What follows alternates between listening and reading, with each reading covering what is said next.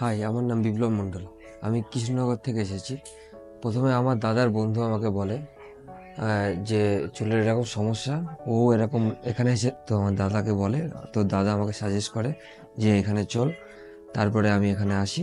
আসার পর ডাক্তারের সাথে কথা বলি। ডাক্তার আমাকে দেখে বলে যে হ্যাঁ, আপনাকে হেয়ার ট্রান্সপ্লান্ট করতে হবে। তো আমি এখানে আসার পর তো এখন আমার কোনো প্রবলেম নেই। কালকে আমার হেয়ার ট্রান্সপ্লান্ট হয়েছে, আজকে আমি এসেছি। আমার ক্লিনিক হলো, তো এখন আমি ঠিক আছে, কোনো প্রবলেম নেই।